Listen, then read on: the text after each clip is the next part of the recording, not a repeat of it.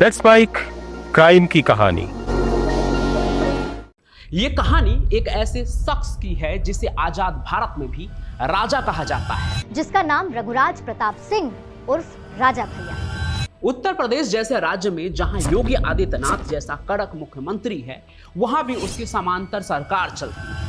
लोग कहते हैं मिलिट्री लगा दो तो भी आपको नहीं हरा सकते, ऐसा क्या है? ये कहानी उस शख्स की है जिसके मगरमच्छों की कहानी सुनकर आज भी कुंडा थर्रा उठता है। तालाब है, हाँ तो उसमें है वाकई मगरमच्छ की ऐसे फर्जी अफवाह रहती है। अब यही बाहुबली एक ऐसे मुश्किल में फंस गया है जिसका हल न तो उसकी बंदूकें निकाल पा रही है और न ही उसका राजनीतिक रसूख। ये मुश्किल है उसकी अपनी ही पत्नी भानवी कुमारी। क्या भानवी राजा भैया की जिंदगी तबाह करने पर लगी है या फिर उसने उस शख्स का पर्दाफाश कर दिया? मतलब जिसे लोग राजा समझते थे, पत्नी के मुताबिक एक ऐसा इंसान है जो पराई औरत के साथ अवैध संबंध रखता है, वो भी अपनी साली के साथ। अपनी पत्नी को पीटता है और उसके हक को मार रहा है। भाई, पति पत्नी की लड़ाई तो फिर भी ठीक है, किसका नहीं होता है, लेकिन कहानी में असली ट्विस्ट तब आया जब इस लड़ाई में उनका बेटा बीच में आ गया। उसने अपनी मां का साथ देने के बजाय अपने पिता का पक्ष लिया और अपनी मां को ही संपत्ति की लालची, हिंसक औरत और यहां तक कि गुंडा, टैक्स वसूलने वाली तक कह दिया। उसने यह भी आरोप लगा दिया अपनी मां पर कि वो घर के बुजुर्गों पर चप्पल चलाती हैं। बाकायदा वीडियो भी वायरल कर दी अपनी ही मां की। उधर मां भानवी ने भी राजा के हथियारों का राज खोल दिया, जिसमें विदेशी मूल के अवैध हथियार तक भी शामिल थे और इसकी खबर पीएमओ तक भी पहुंचा दी। मतलब ये कोई मामूली घरेलू झगड़ा नहीं है, बल्कि एक ऐसी महाभारत है जिसमें पत्नी पति के खिलाफ है, बेटा मां के खिलाफ है और भाभी देवर के खिलाफ है। ये राज परिवार का एक ऐसा युद्ध है जिसमें एक्शन का रिएक्शन है, क्राइम है, धोखेबाजी है और रिश्तों के बीच एक खूनी लड़ाई है। तो आखिर ये सब कुछ शुरू कहां से हुआ और क्या है राजा भैया के बेबसी या गुनाहों की पूरी कहानी? आइए पंचम प्रकाश की कहानी में इसको एकदम डिटेल में समझते हैं। राजा भैया वर्सेस भानवी।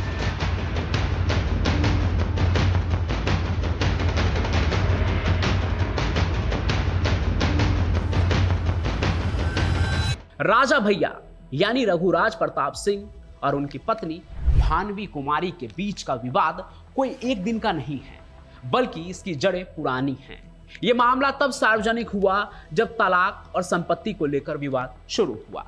आइए इसे समझने के लिए एकदम सिलसिलेवार तरीके से समझते हैं कि कब क्या हुआ और भानवी कुमारी ने राजा भैया पर क्या क्या आरोप लगाए हैं। नवंबर 2022, परिवार में मतभेद और तलाक को लेकर विवाद। इस विवाद की शुरुआत तब हुई जब राजा भैया ने दिसंबर 2022 में दिल्ली के साकेत फैमिली कोर्ट में तलाक की अर्जी डाली।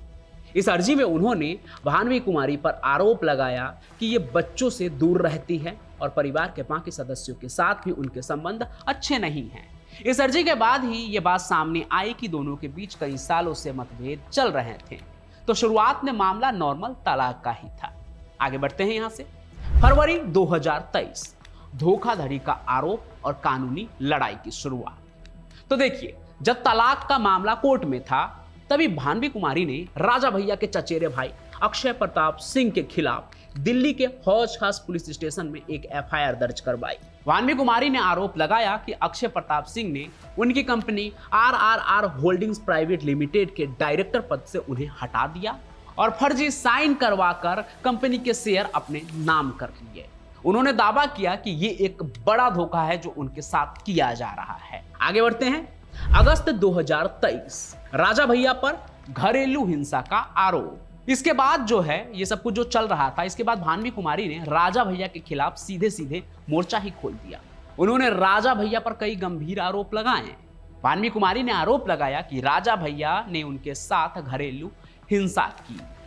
उन्होंने ये भी बताया कि 2015 में तो एक बार राजा भैया ने उनके साथ इतनी मारपीट की, इतनी बेरहमी की कि उन्हें लखनऊ के अस्पताल में भर्ती होना पड़ा था, तुरंत इलाज लेना पड़ा था। उन्होंने ये भी आरोप लगाया कि राजा भैया के कई महिलाओं के साथ अवैध संबंध है। एक नाम तो उसमें उन्होंने अपनी बहन का ही बता दिया, जिसकी जिंदगी राजा भैया की वजह से बर्बाद हो गई। सिर्फ यही नहीं, आगे अभी बात जो है योगी के राज से निकलकर पीएम मोदी तक भी पहुंचने वाली है। जून 2025, पीएमओ तक शिकायत और हथियारों का आरोप। यह विवाद जो है पूरा राजा भैया का तब और भी बढ़ गया जब भानवी कुमारी ने प्रधानमंत्री कार्यालय यानी कि पीएमओ को एक शिकायत भेजी। तो भानवी कुमारी ने पीएमओ को शिकायत भेजी कि भैया के पास यानी राजा भैया के पास विदेश से लाए गए अवैध हथियार है, जिनमें तुर्की निर्मित जिगाना पिस्टल और ऑटोमेटिक राइफलें भी शामिल है। उन्होंने इन हथियारों से जुड़े कुछ वीडियोज और फोटो भी सबूत के तौर पर जमा कराए। पीएमओ ने यह शिकायत जांच के लिए गृह मंत्रालय को भेज दी, जिससे यह मामला और भी ज्यादा गंभीर हो गया। आगे सितंबर 2025, बेटे का मां के खिलाफ बयान और फिर पलटवार। यह अभी हाल का ही मामला है जो खूब चल रहा है। अभी यूपी के राजनीति में तो खूब वाद विवाद हो रहा है इस पे। तो इस पूरे विवाद में एक नया मोड़ तब आया जब राजा भैया के बेटे शिवराज प्रताप सिंह ने अपनी मां के खिलाफ सोशल मीडिया पर पोस्ट किया। शिवराज ने अपनी मां पर हिंसक होने और संपत्ति का लालच रखने का आरोप लगाया। उन्होंने यह भी आरोप लगाया कि उनकी मां ने राजा भैया और मतलब कि शिवराज के नाना नानी पर चप्पल तक चलाई थी, जिसका वीडियो भी वायरल हुआ। इसके जवाब में भानवी कुमारी ने अपने बेटे को कपूत कहा और आरोप लगाया कि राजा भैया ने उन्हें बरगला कर ये सब करवाया है। मतलब उनके बच्चे पर दबाव में ये सब करवाया जा रहा है और राजा भैया ये करवा रहे हैं। ये लड़ाई आज भी कानूनी और सार्वजनिक तौर पर चल रही है और बड़ा नाम है, इसलिए चर्चा खूब हो रही है। लेकिन इसमें जो सबसे ज्यादा अभी चर्चा हो रही है वो ये कि बेटा का मां के खिलाफ हो जाना। उसने अपनी मां को ये तक कह दिया कि वो पैसे की बदौलत पर अपना पेट्रोल चला रही है राजा भैया के खिलाफ। काफी कुछ कहा उन्होंने एक लंबे चौड़े सोशल मीडिया पोस्ट पर। एक तरफ राजा भैया हैं जो अपनी पत्नी के आरोपों को मनगढ़ंत और संपत्ति का लालच बताते हैं, वहीं दूसरी तरफ भानवी कुमारी है जो अपनी बात पर अड़ी है और लगातार नए आरोप लगा रही है। यह लड़ाई सिर्फ पति पत्नी के बीच की नहीं बल्कि बाप बेटे और मां के बीच की भी बन चुकी है। एक बाहुबली जो पूरे क्षेत्र में अपनी ताकत के लिए जाना जाता था, आज अपने ही परिवार में बिखर चुका है। सवाल यह है कि यह सब शुरू कैसे हुआ और राजा भैया का वो बाहुबल कहां है जिसके किस्से लोग सुनाते नहीं थकते थे। आइए राजा भैया कैसे राजा भैया बने वो भी जानिए और कैसे ये सब चीज शुरू हुआ। रघुराज प्रताप सिंह का जन्म 31 अक्टूबर 1969 को प्रतापगढ़ के जिले भद्री रियासत के कुंडा में हुआ था। उनके पिता उदय प्रताप सिंह भी एक बड़े जमींदार और राजा थे। राजा भैया की शिक्षा दीक्षा लखनऊ और प्रयागराज में हुई, यानी कि इलाहाबाद। उन्होंने लखनऊ के विश्वविद्यालय से कानून की डिग्री ली। हालांकि उनकी पढ़ाई से ज्यादा उनका दबदबा और उनके बाहुबल के किस्से मशहूर होने लगे। अभी आपको उनके घर के तालाब में मगरमच्छ वाला किस्सा भी सुनाऊंगा, लेकिन उससे पहले थोड़ा और डिटेल में राजा भैया के बारे में जानिए। वो 1993 में पहली बार कुंडा विधानसभा सीट से निर्दलीय चुनाव लड़े। उस समय कुंडा की पहचान एक पिछड़े और बाहुबल से ग्रस्त क्षेत्र के रूप में होता था। लोगों का मानना था कि कुंडा में राजा भैया के खिलाफ कोई खड़ा नहीं हो सकता है, और हुआ भी वही। उन्होंने जबरदस्त जीत हासिल की और उसके बाद आज तक वो कभी कुंडा से चुनाव नहीं हारे। 1993 से 2022 तक उन्होंने कुंडा से 7 बार चुनाव जीता और हर बार निर्दलीय उम्मीदवार के तौर पर। उनका राजनीति में आना कोई आम बात नहीं थी। वो सत्ता और शक्ति के केंद्र में रहे और इसी दौरान उनके ऊपर कई गंभीर आरोप लगे। लोगों का मानना था कि उनकी ताकत सिर्फ चुनाव जीतने तक सीमित नहीं है, बल्कि वो पूरे इलाके में अपनी समानांतर सरकार चलाते हैं, यहां तक कि तब भी जब वो जेल में थे। अब उन्हें जेल क्यों जाना पड़ा वो भी बताता हूं, अभी कहानी में आगे आप। राजा भैया के बाहुबल का सबसे चर्चित किस्सा उनके तालाब में मगरमच्छ पालने का है। ये कहानी इतनी मशहूर हुई कि बिहार के पूर्व मुख्यमंत्री लालू प्रसाद यादव ने भी एक बार उनसे मजाक में पूछ लिया, बाकायदा संसद भवन में घेर कर, क्या सच में मगरमच्छ पाले हो क्या तुम? मतलब लालू यादव ने उनसे पूछा। उनके अंदर इतनी क्यूरियोसिटी थी कि सच में ये तालाब में मगरमच्छ पालता है अपने दुश्मनों के लिए। अब ये कहानी जो है ना वो 2002 की है, जब मायावती उत्तर प्रदेश की मुख्यमंत्री थी। उस समय राजा भैया और मायावती के बीच रिश्ते बहुत खराब थे। मायावती ने राजा भैया पर सख्त कार्रवाई की और उनके खिलाफ पोटा यानी कि प्रिवेंशन ऑफ टेररिज्म एक्ट लगा दिया। यह उस समय सबसे बड़ा और सबसे सख्त कानून था। मायावती सरकार ने राजा भैया की कोठी पर छापेमारी की और वहां से कई हथियार भी बरामद किए। इसी दौरान उनके तालाब में पाले गए मगरमच्छों का भी पता चला।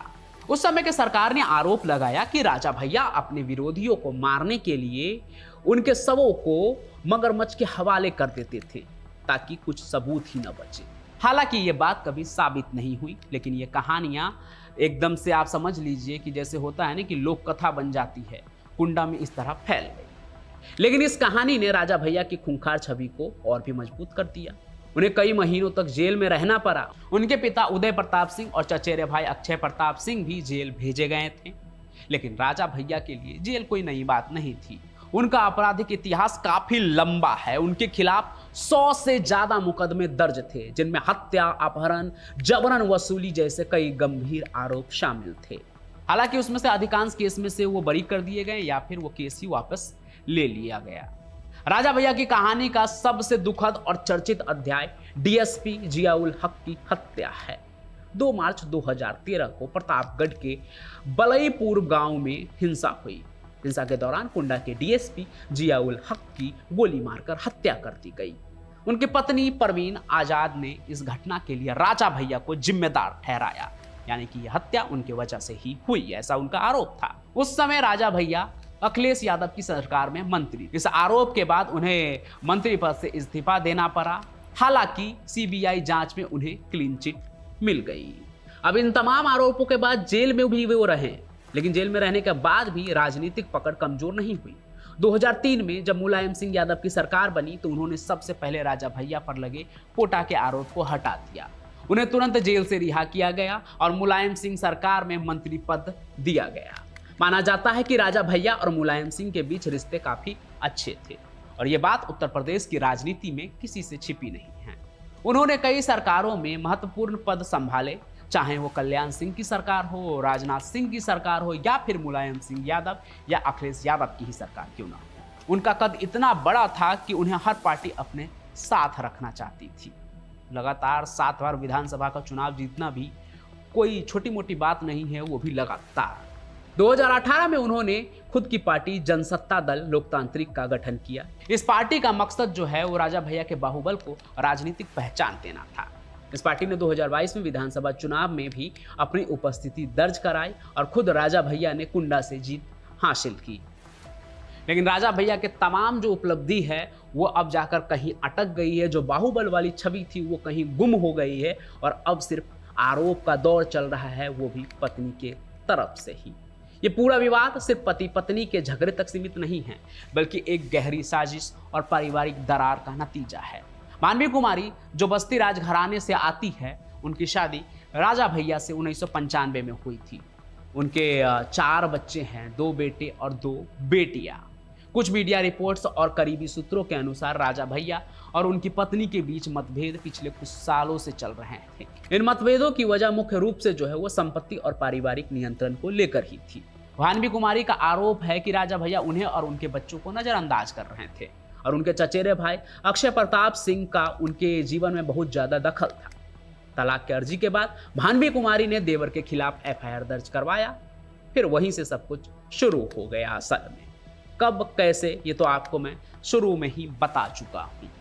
लेकिन इन सभी चीजों के बीच जो सबसे अजीब है वो एक बेटे का मां के खिलाफ खड़ा होना। हालांकि कौन सही है कौन गलत ये तो अदालत ही तय करेगी। बाकी इस लड़ाई में एक तरफ राजा भैया और उनके बेटे हैं और दूसरी तरफ अकेले उनकी पत्नी भानवी कुमारी। वैसे कुछ लोग इसे राजनीतिक साजिश के तौर पर भी देख रहे हैं। उनका मानना है कि ये सब राजा भैया को बदनाम करने की कोशिश है, साजिश है, क्योंकि उनका राजनीतिक कद लगातार बढ़ रहा है। वहीं कुछ लोग इसे एक परिवार की निजी लड़ाई मानते हैं जो अब सार्वजनिक हो गई है और उसमें जुर्म की भी कई कहानी निकलकर सामने आ रही है। आप समझ सकते हैं कि अवैध हथियार और इसके अलावा भी कई हिंसक जो आरोप हैं दोनों ही तरफ से जो सामने आ रही है। बाकी राजा भैया की कहानी सिर्फ एक राजनेता की कहानी नहीं है, बल्कि ये एक ऐसे व्यक्ति की कहानी है, एक ऐसे आदमी की कहानी है जिसने अपने बाहुबल, चालाकी और राजनीतिक समझ से अपना एक अलग ही मुकाम बनाया। उनका जीवन हमेशा से विवादों में घिरा रहा है, लेकिन उन्होंने हर मुश्किल को पार किया। यहाँ तक कि उन पर लगे हत्या, अपहरण और पोटा जैसे आरोप भी उनकी राजनीतिक यात्रा को कभी रोक नहीं पाए। वो जेल में रहे, सत्ता से बाहर रहे, लेकिन हर बार मजबूत होकर लौटे। लेकिन आज उनके सामने जो सबसे बड़ी चुनौती है वो राजनीतिक नहीं बल्कि पारिवारिक है। एक ऐसा युद्ध जो उनके अपने घर के भीतर चल रहा है। मतलब जो आदमी कभी मगरमच्छ पालता था, आज अपने ही परिवार के सदस्यों के आरोपों का सामना कर रहा है। अब होगा क्या ये तो वक्त बताएगा, पर आप क्या सोचते हैं? आपको क्या लगता है इस पूरे विवाद में? वो कमेंट जरूर कीजिएगा। कुछ लोग ये भी कमेंट करते थे अक्सर जब मैं मुख्तार अंसारी या अतीक अहमद की कहानी सुनाता था कि तुम राजा भैया के बारे में क्यों नहीं बताते हो। तो राजा भैया के बारे में मैं पहले भी एक वीडियो कर चुका हूं जिसमें उन पर लगे आरोप भी, उनके बाहुबल के बारे में भी, और यहाँ तक कि कौन कौन से अपराध थे उनके ऊपर, उस पर भी बात की, जैसे मैं मुख्तार अंसारी या अतीक अहमद की करता हूँ। और आज की कहानी में भी मैंने उन सारी चीज़ों को बताया, फिर चाहे वो अवैध हथियार हो या कुछ भी हो, तो हम दोनों तरफ की कहानी ही सुनाते हैं। तो आज जो लोग कमेंट कर रहे थे कि राजा भैया की कहानी क्यों नहीं सुनाते हो, उनके लिए भी ये कहानी है। तो आप कमेंट जरूर कीजिएगा कि आपको क्या लगता है पूरे कहानी पर, और आप आगे और भी कैसी कहानी देखना चाहते हैं ये भी लिखिएगा। मैं पंचम प्रकाश अपनी कहानियों के साथ हाजिर होता रहूँगा। आप इस वीडियो को लाइक कीजिए, शेयर कीजिए और चैनल को सब्सक्राइब कर लीजिए। हम फिर मिलेंगे, तब तक के लिए आप सभी का बहुत बहुत धन्यवाद।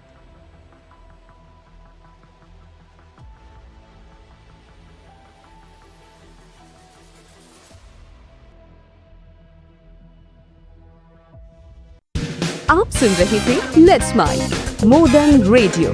फॉलो कीजिए हमें हमारे सोशल मीडिया प्लेटफॉर्म्स पर। Marketing strategies, corporate stories, brand building ideas, marketing case studies और इनोवेशन एक अलग पर्सपेक्टिव से, जो आपने कभी नहीं सुना होगा। Let's mic more than radio लेकर आ रहे हैं एक ऐसा ही unique show for all marketing aspirants, professionals, startups and entrepreneurs every Saturday at 11 a.m. The Marketing Show with Dr. Shekhar Trivedi, streaming exclusively on Let's Mic app and YouTube channel. इसे radio पे सुनने के लिए download करें Let's Mic app और visit www.letsmic.com। Let's Mic अब खबरें radio app पे। ये है मोर देन रेडियो।